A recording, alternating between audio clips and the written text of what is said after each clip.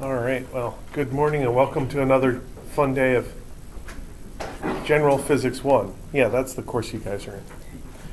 So, we've been talking about kinematics and acceleration this week, and I thought I'd start off today with kind of an elaborate example so that you can see how everything kind of fits together. So, I found this in the textbook. You can see that it looks kind of like a homework type question, but this isn't actually one of your homework questions. And I just wanted to take you through what would be my process on trying to solve something like this. So the first thing I want to do is kind of get a mental digestion of what's going on and then figure out a way to draw it, and then figure out how to apply equations to the specific processes involved.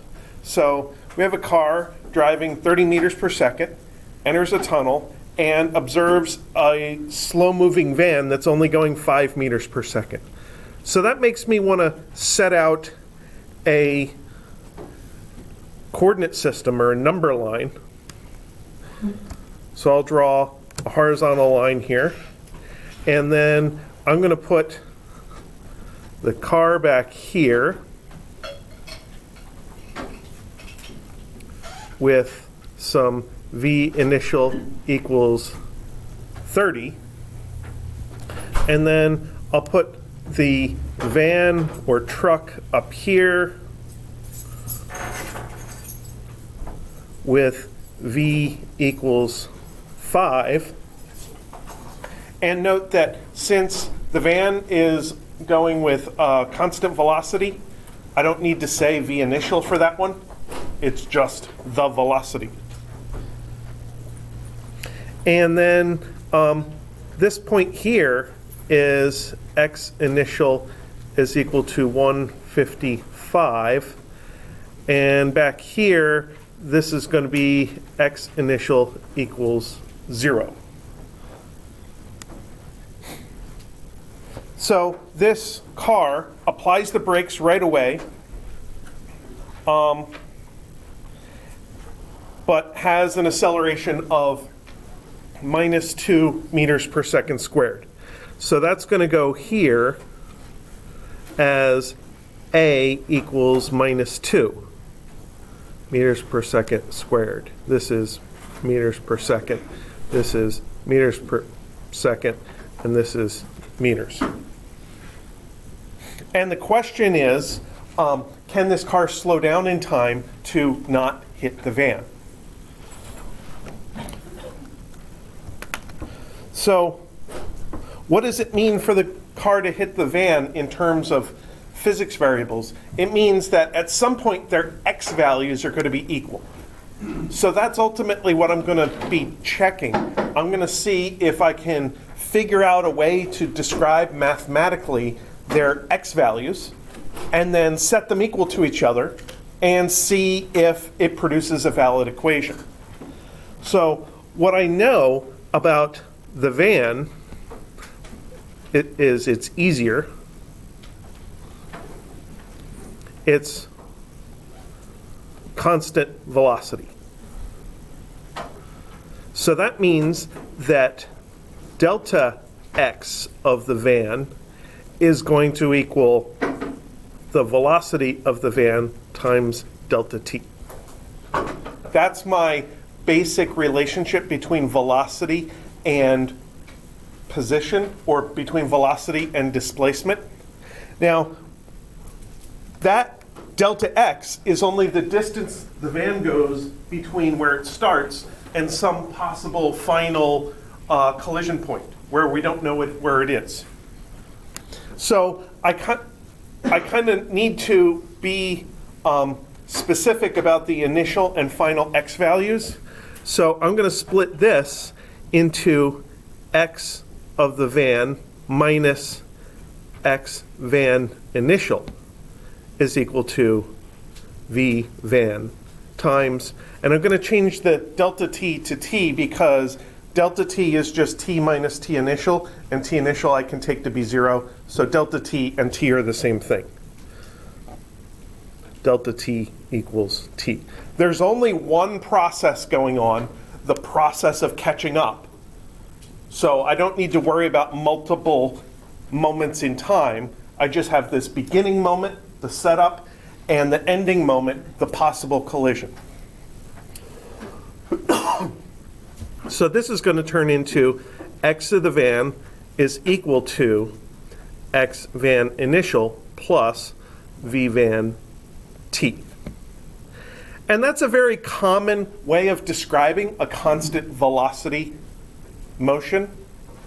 Numerically, this is going to turn into 155 plus 5t. So that's x of the van. So now let's think about what the car is going to be doing as time moves on. The car has constant acceleration. So we could build a very similar equation with average velocity in it instead of a single numerical velocity, because the idea that displacement is average velocity times time is always true. However, in this case, that would just lead us to have to use more equations and stuff. So let's pull out the 1/2 at squared equation. That would be delta x of the car is equal to v of the car initial delta t plus 1/2 a of the car delta t squared. And we can go through the same process of splitting up the car's delta x into an x minus x initial. And we'd get something like x of the car is equal to x car initial plus v car initial delta t plus 1/2 a car delta t squared. And as before, this is a very common way to just lay out the equation of motion, is instead of calling it delta x, call it x, but remember that x starts out at an initial value, possibly. In this case, this x initial happens to equal 0, but in general, an object doesn't have to start at x equals 0. So then my x of the car turns into 30t minus, well, it's just minus t squared. Because the acceleration is minus 2. The 1/2 of minus 2 is just minus 1. So there's the minus 1 t squared.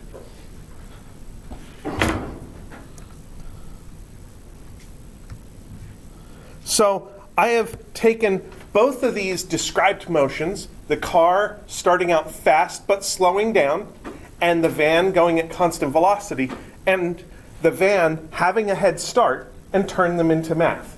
So the car is going fast, and the velocity is multiplied by one factor of time to project the car into the future. The car is slowing down, so there's an acceleration of minus 2, which turns into a minus t squared term in this equation.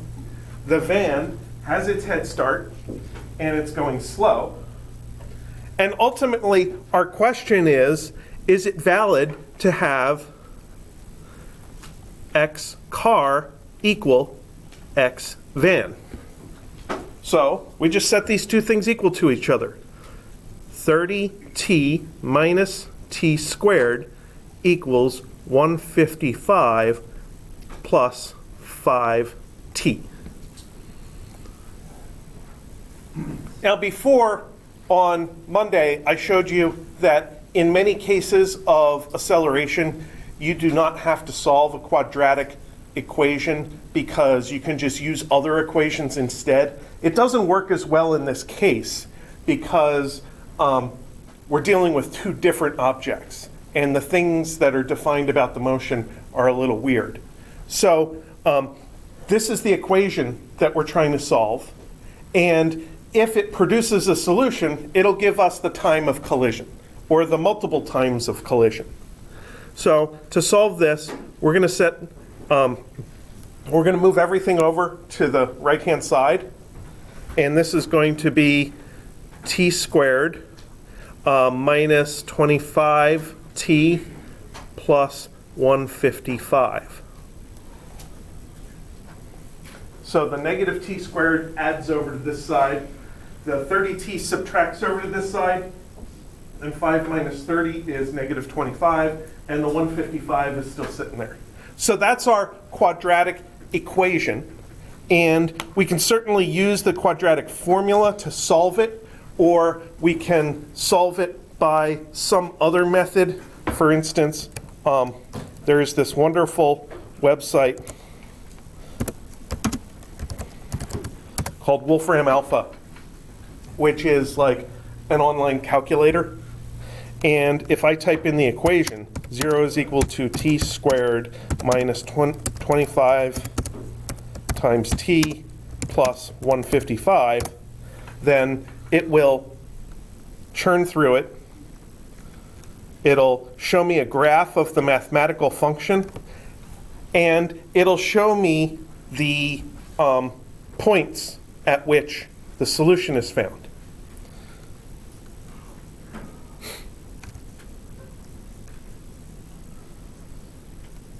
So here are the two solutions. We want the approximate forms because we want decimal values. So 11.38 and 13.62. So t equals 11.38 or t equals 13.62.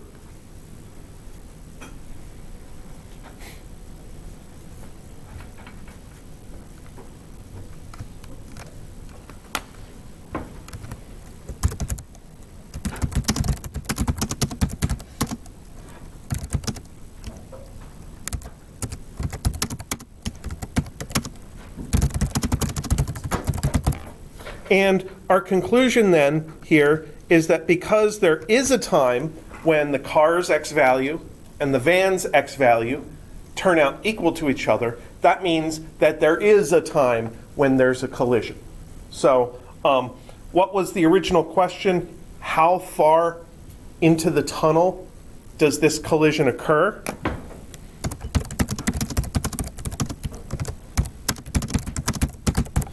We can just plug that time into the x car equation.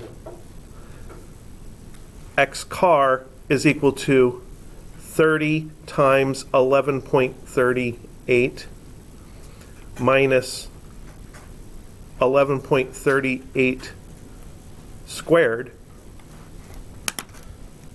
And I'll just do that here.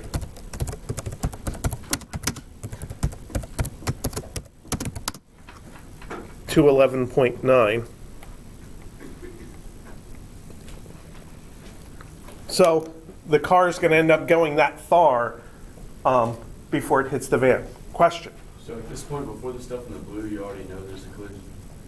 At this point, I already know there's a collision because I found the time. Because the stuff in the green was trying to figure out if it's okay for the x values of the two things to be equal. So what kind of values would you get if there was not a collision? So that's a good question. What would this look like if there was no collision?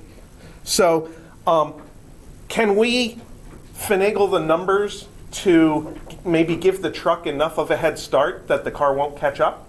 Let's try that. So let's try, instead of 155 meter head start, let's give the truck a 1,000 meter head start, because then the car has enough space to slow down.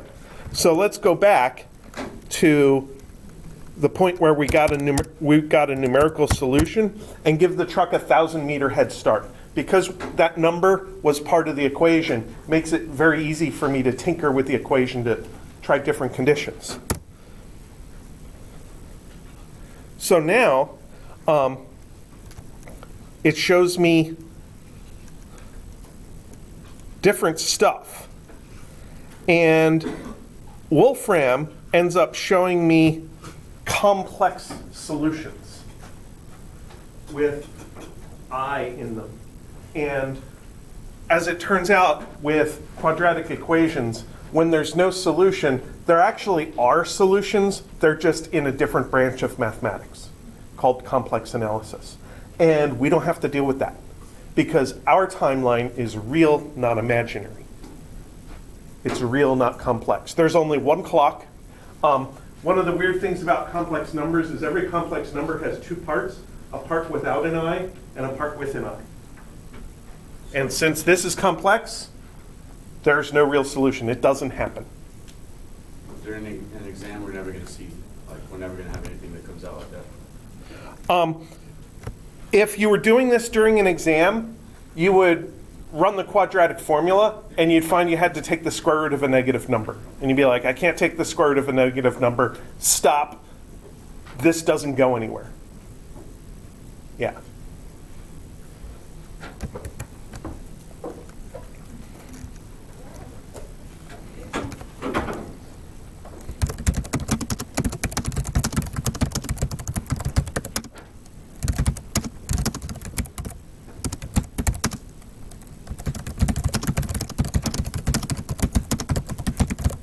So then that quadratic equation would not have valid solutions. Now, some of you may have a TI calculator that knows how to solve quadratic equations. I encourage you to Google for instructions on how to use your calculator to solve quadratic equations. And your calculator would probably flag you with an error.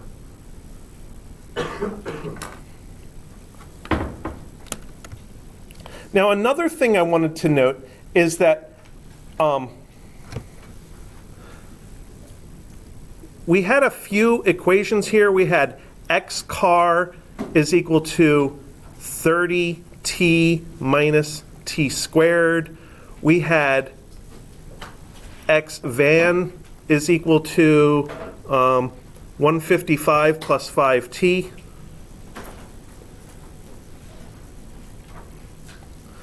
And we had another equation which was actually x van minus x car turned out to be t squared minus 25t plus 155. It looked like 0, but really the way we got the right-hand side is we took everything that was on the left and subtracted it over to the right-hand side. So really, this equation is testing whether x van minus x car is equal to 0. And that idea of subtracting two different objects' x values happens often enough that it has a name. This is called relative position, or the displacement of one object with respect to where another object is. And our test was, do these two objects end up in the same place? Is the relative position of the van with respect to the car equal to 0? And this is initial relative position. This is initial relative velocity equals minus 25. And this is relative acceleration.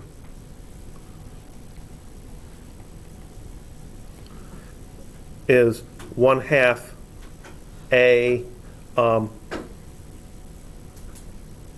it's a of the van with respect to the car or something like that, is equal to 1.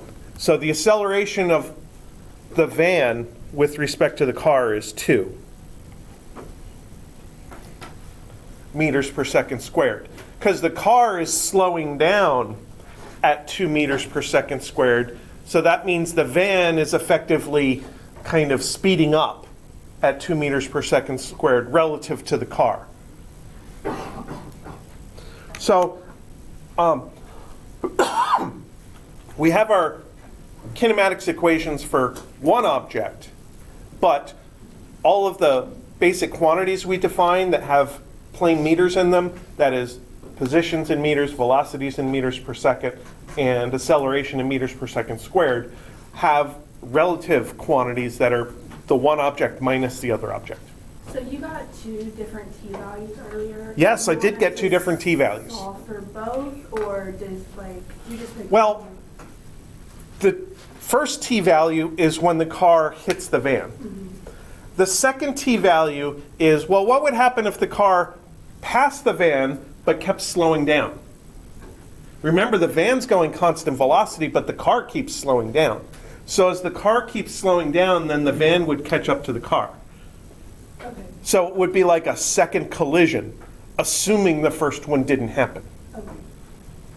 So up here is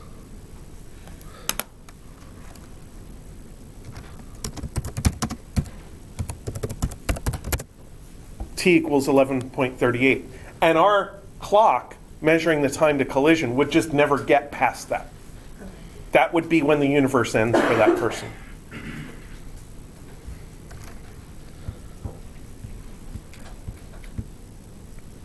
So the strategy here was to figure out really the x value for each object as a function of time, and then see if they can be equal to each other. That's the easiest way to deal with it.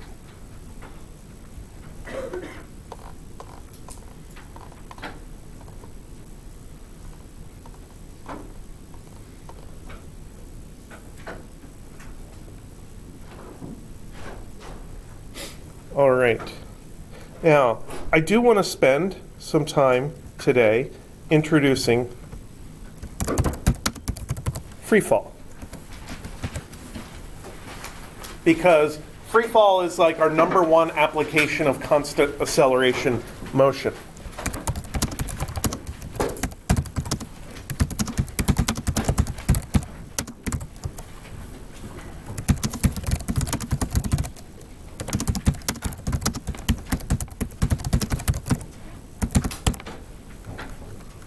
So anytime you have an object that is experiencing gravity, so not out in like deep outer space, but here on Earth, but it's not touching anything. So an object in midair, whether it is an object that is thrown into midair or dropped in midair.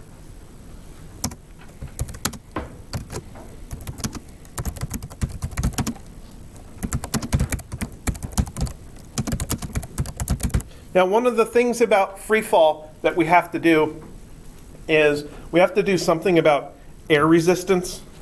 So I happen to have some objects in my bag here, some objects that you're probably very familiar with, pieces of paper. And if I drop a piece of paper, that's not really free fall. Because air resistance is a very big factor for that piece of paper. One of the things that we're going to assume about free fall is that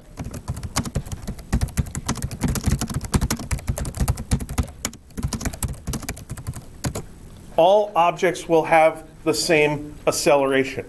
So we're going to have the magnitude of acceleration is called g, which is 9.8 meters per second squared if you're on Earth.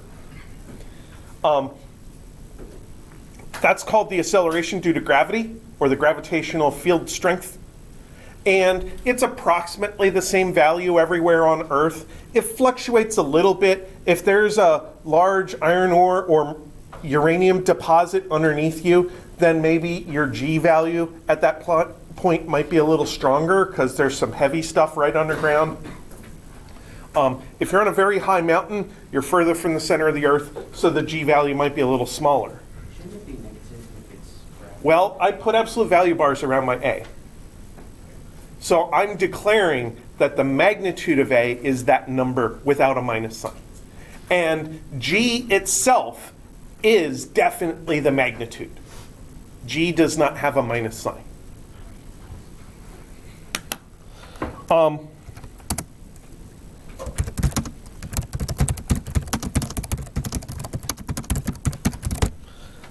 One thing that we do know about gravity is it makes things go downward. In fact, gravity defines what down is. So if you're floating around in outer space and you can't feel gravity, you have no idea which way is down. So in the International Space Station, they don't really have floors because the astronauts don't really have to stand on anything. So the walls have controls and drawers and cabinets and stuff. And the thing we would think of as a ceiling also has controls and drawers and cabinets. And the floor has cabinets and drawers and stuff.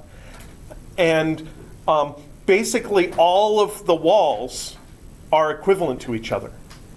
And then they also have handles all over the place because if you can't touch the floor, that doesn't make it easy for you to maneuver yourself around. So you have to be able to grab onto stuff. And occasionally on the walls, they'll have like empty spots, kick plates, where they can actually push off of if they want to move around. But they have no idea which way is down. All the walls are equivalent to each other. So very often when we do our analysis, we like to choose a coordinate system. And our typical coordinate system has the y direction be upwards. So we have like a y coordinate and sometimes an x coordinate. We'll do a lot of this next week. And when we talk about the acceleration in the y direction, we have to recognize that the y direction is up, but the acceleration is down. And the way we symbolize that is to say that this is minus g, which is minus 9.8 meters per second squared. So the negative sign comes in when I declare that my y direction is upwards. Or since everybody uses a y direction is upwards, often it's just implied, hey, I talked about the y direction, it's up. So therefore, the acceleration in the y direction is negative.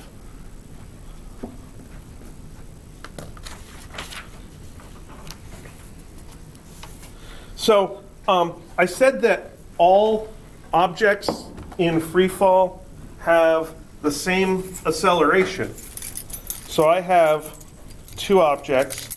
I used to drop all of my keys, but I have this USB drive and it got dented up when I dropped my keys. So now I take it off of my keychain. So if all objects fall the same, and I give them the same initial conditions, like v initial is equal to 0, I should be able to drop them and have them hit the ground at the same time. And obviously that didn't work because the keys were in free fall, but the paper was not. So is there a way that I can make the paper feel less air? So if I crumple it up, then my claim is that the paper and the keys will basically hit the ground at the same time. And it's pretty close. It almost looked like I might have let go of the paper and accidentally given it an upward boost. So I'm going to try to just move my hands out of the way. Yeah, they fall the same. So heaviness, which talks about a force of gravity, or mass, which is another way of thinking about heaviness, Doesn't matter. Light objects and heavy objects fall with the same acceleration. There's a famous experiment, or there was a famous prediction of Galileo, I think, that if you could drop a hammer and a feather and have no air resistance, that the hammer and feather would fall with the same acceleration and hit the ground at the same time. Now, it's very difficult to drop a feather without air. So one method of doing this is to create a large vacuum tube in which you can drop stuff. But another way of doing this is just go somewhere where there's no air. So when we sent astronauts to the moon in the late 1960s, and yes, we really did send astronauts to the moon, that's not a conspiracy theory, they really went there. One of the things they did, I don't think on the first trip, but on one of the later ones, is they dropped a hammer and a feather at the same time and took a video of it, and they hit the ground at the same time. I think, should be able to find it.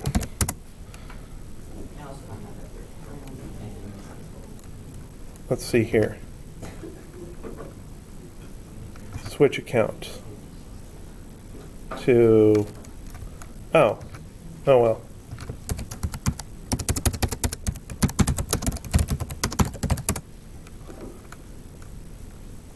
So this is only 52 seconds long. Well, in my left hand, I have a feather. Oh, the sound's on. My right hand, How about that? I guess one of the reasons we got here today was because of a gentleman named Galileo a long time ago who made a rather significant discovery about falling objects in gravity fields.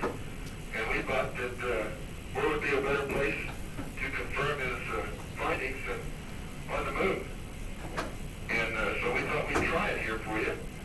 The feather happens to be appropriately a falcon feather for our falcon.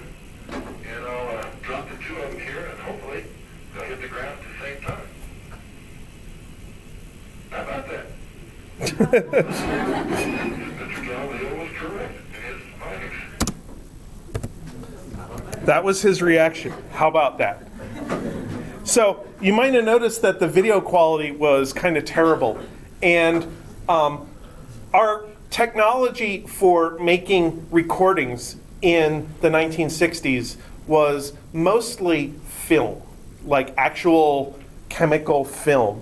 And we were certainly capable of making high quality movies. There are a lot of old classic movies that are super high resolution, super high contrast, but that didn't look all that good. And that's because the film recorders tended to be pretty big and bulky. So the ones that they took up with them to the moon were small and portable. There were some live images transmitted from the moon to Earth, but most of the really good stuff was on film, and they had to physically bring that back with them. Our communications technology at the time wasn't able to stream video from one place to another over those kinds of distances. When we broadcast television shows, they would literally film them with film and then project the film onto a screen and have a digital or an electronic TV camera. It wasn't digital, but it was electronic. An electronic TV camera filmed the screen, and that's what was transmitted to people's televisions. And every time they wanted to show a rerun of some episode of whatever TV show, they would play the film again and capture it with a camera. I think the device is called a telecine. And it took a long time before we could actually record the video, the television signal, and be able to play that instead of having to rely on the film.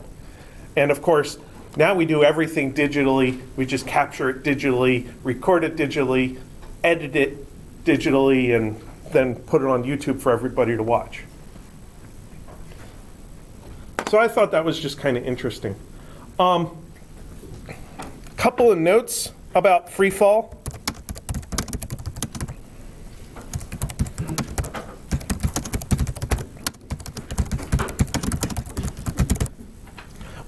Free fall doesn't start until an object is released. So when I toss a pen up in the air, my act of throwing the pen is not part of the free fall. So when I toss a pen up in the air, the initial velocity is a positive upward velocity.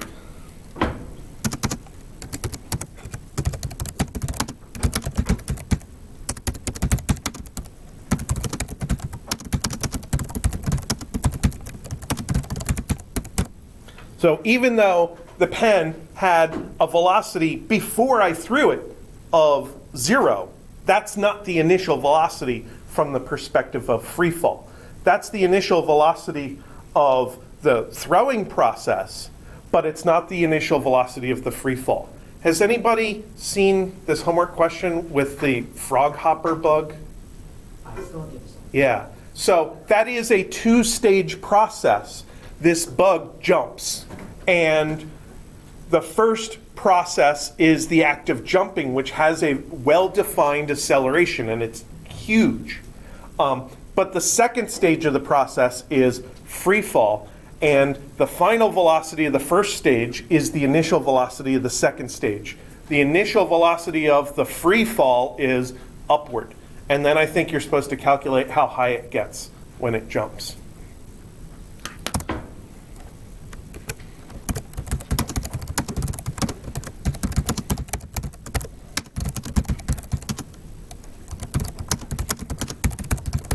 And again, as far as the landing or catching process goes, that's not part of the free fall. Free fall ends just before the object hits the ground or just before the object gets caught. So we talk about the final velocity of an object that's dropped. Well, obviously, after I catch it, the velocity is 0. But that's not the final velocity. The final velocity of my analysis is the speed at which it hit my hand, which is some significant speed. And of course,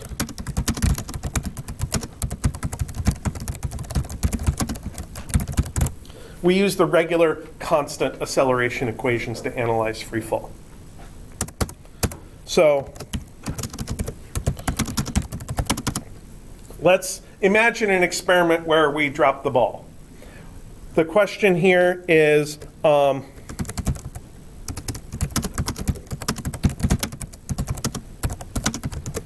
what's its state after 0.5 seconds? A state is like a state of being. So where is it? How fast is it going?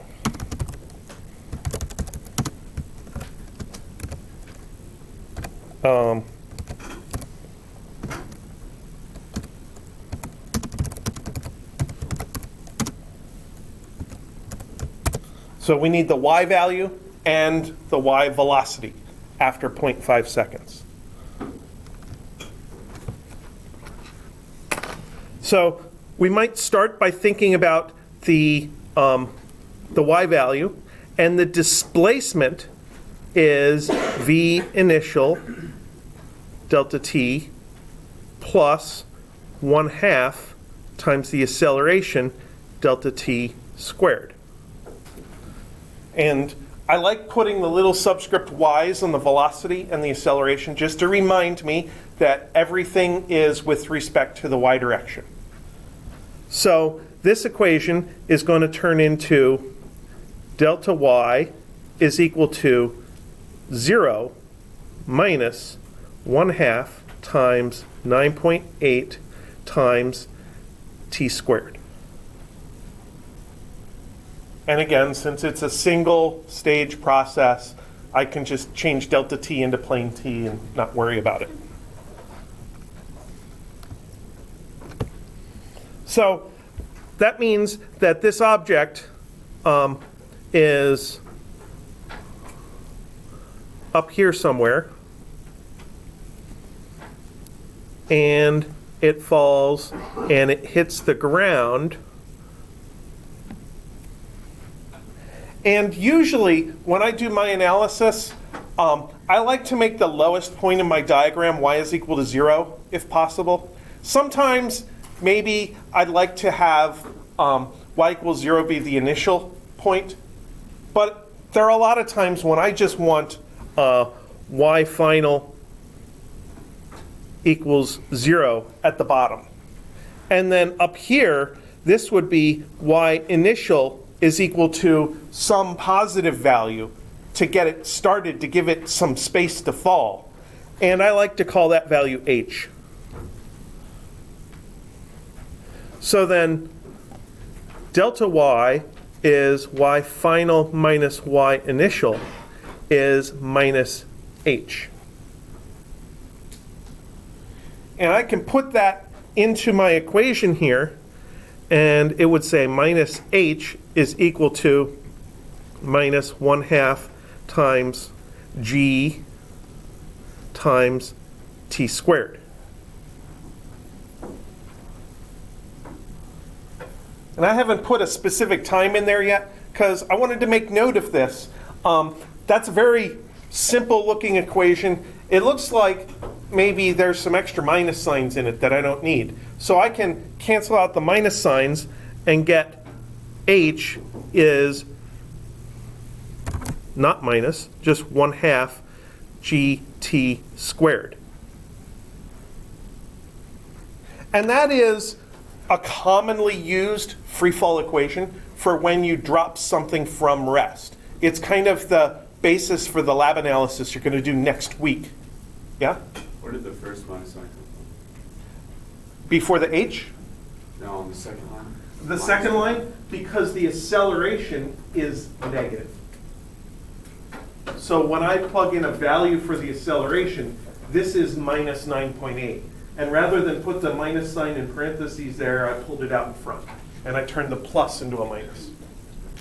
It's just a choice of how I think the equation looks better.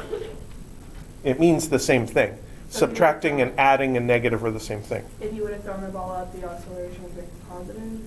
Well, the acceleration is always down. Okay.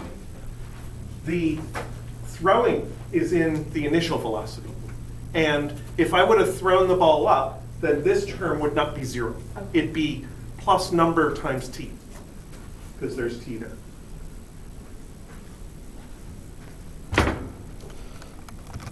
So this is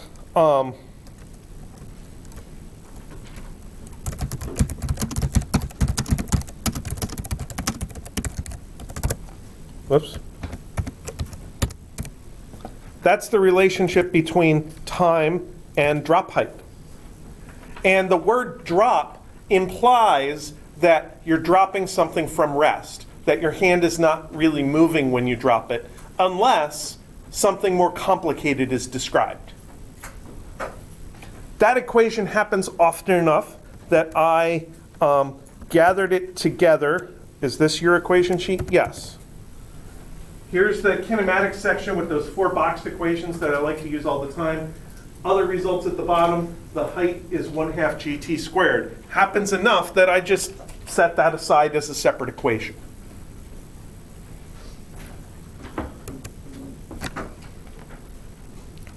So then, in this case, I can calculate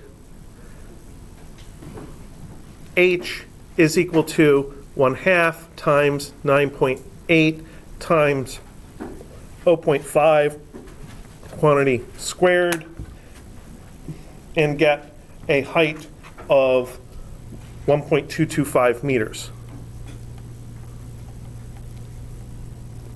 So that means delta y is equal to negative 1.225 meters. And those are just different ways of describing the same thing. In order for something to fall for 1/2 second, I have to give it an initial height of 1.225 meters, which is, well, probably right around the top of this desk or maybe a couple inches above the top of the desk. Or I could say that if something free falls from rest for 1/2 second, it will go downward by 1.225 meters from where it started.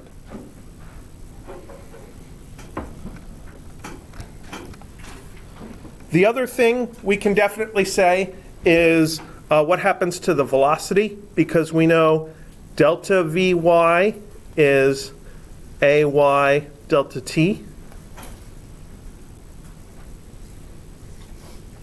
So This would be delta Vy is minus GT.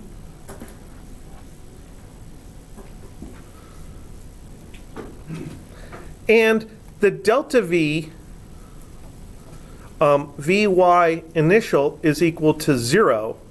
Vy final is equal to, it's moving downward at the end, so we could call this a negative V final.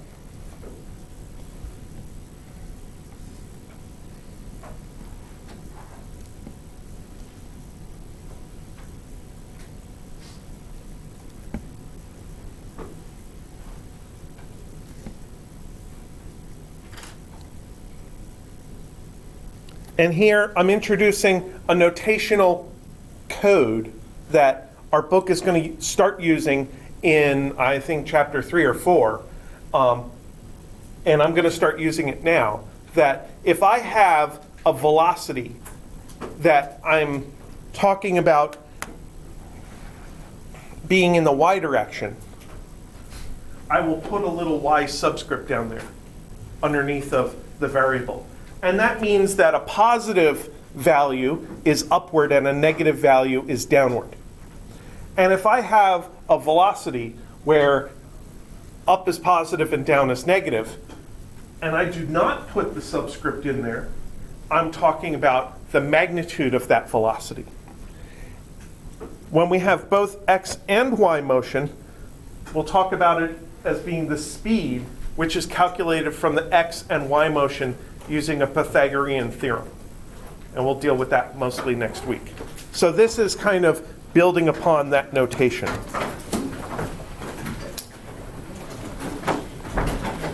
You seem to be telling me I'm done. It only says 11:48.